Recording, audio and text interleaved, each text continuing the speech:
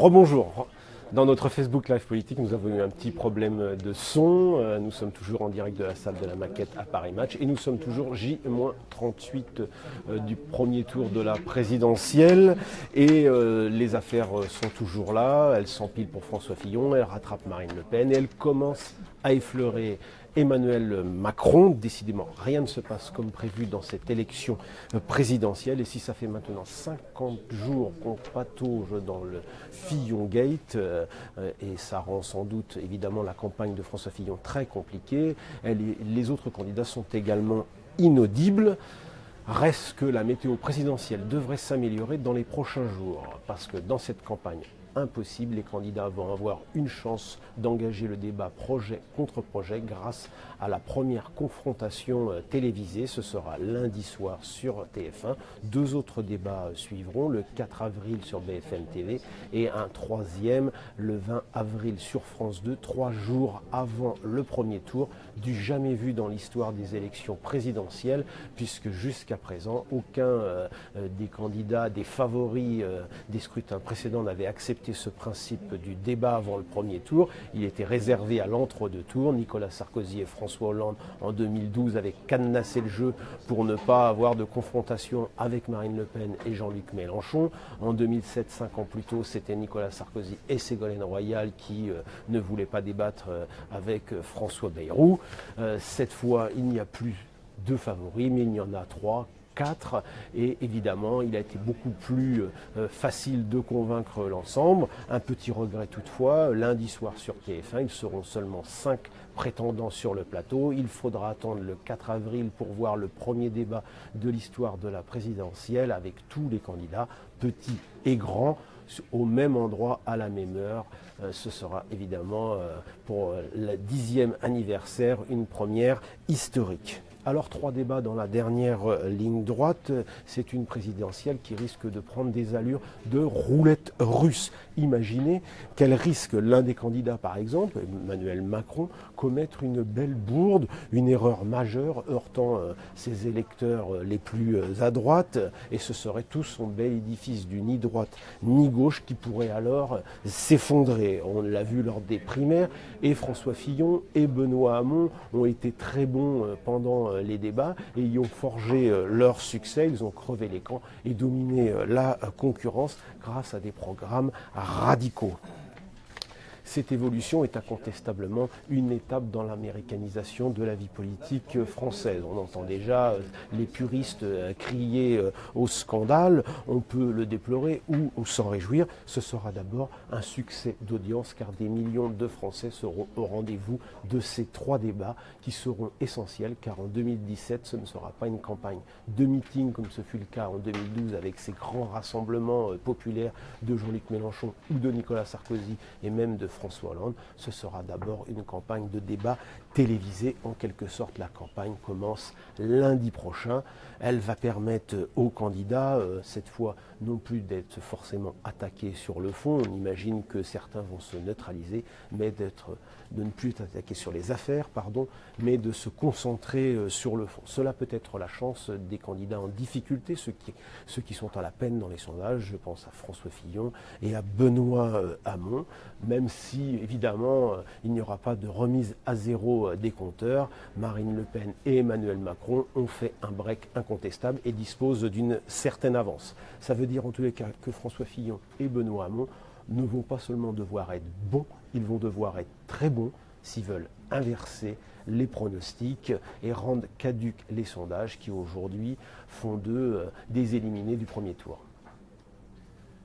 On voit que dans nos sondages, même si Macron est toujours en 2e position, les électeurs ne sont toujours pas assurés de voter pour lui comme le sont ceux de Fillon et de Marine Le Pen. Donc le débat pour lui est un débat à haut risque, peut-être plus que pour Marine Le Pen, voire même pour François Fillon. Forcément, pour Emmanuel Macron, ces débats représentent un risque. D'abord, c'est toujours, il faut le rappeler, sa première campagne électorale fut une présidentielle. Il ne s'est jamais présenté à la moindre élection. Et les débats, forcément, il ne connaît pas très bien, même s'il est déjà rodé par quelques émissions de télévision. Emmanuel Macron, candidat du ni gauche ni droite, candidat central, est celui dont les électeurs dans les les sondages sont les moins sûrs de leur choix.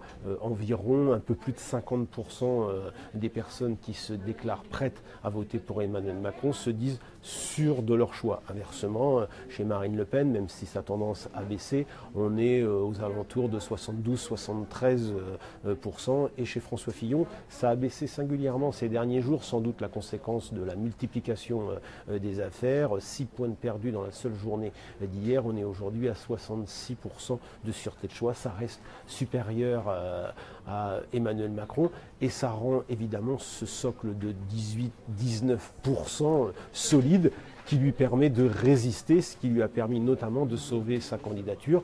Mais cette droite Trocadéro, du nom de cette place où il a tenu ce meeting qui lui a permis de sauver sa tête en quelque sorte, ne sera pas suffisant s'il veut être qualifié au second tour, surtout s'il veut rattraper Emmanuel Macron.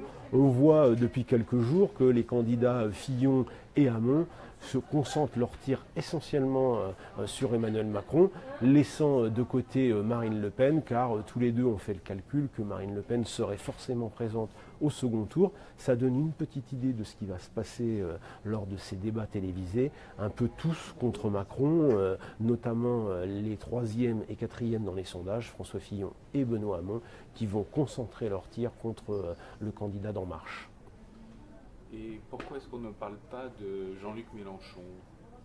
Jean-Luc Mélenchon, aujourd'hui dans les sondages, est solidement installé sur son socle de 2012, c'est-à-dire en gros 11-12%, le résultat qu'il avait obtenu lors de la dernière campagne présidentielle, qui à l'époque était un excellent résultat. Il faut rappeler que la plupart des candidats communistes avant lui étaient tombés extrêmement bas, moins de 5%, ce qui évidemment faisait d'eux des candidats de figuration. Jean-Luc Mélenchon, par son talent personnel, ce côté tribun exceptionnel, a réussi à capter et à agréger autour de lui les communistes, des gens de l'extrême gauche, des déçus du PS. Mais cette fois-ci, alors qu'il avait bâti toute sa stratégie contre la candidature éventuelle de François Hollande, on sent que, un peu comme Arnaud Montebourg pendant la primaire du Parti Socialiste, il est un peu orphelin de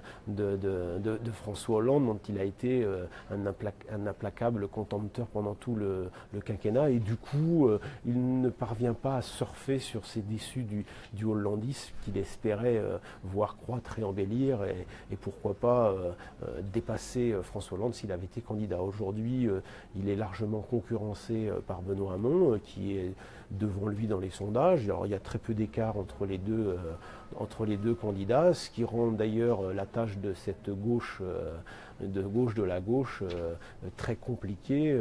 Jean-Luc Mélenchon n'est pas en situation aujourd'hui de pouvoir se qualifier.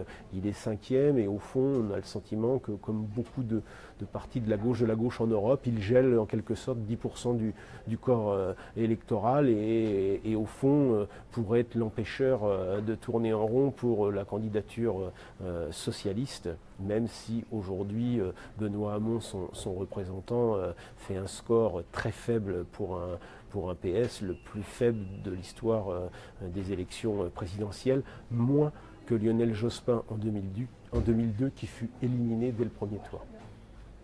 Merci.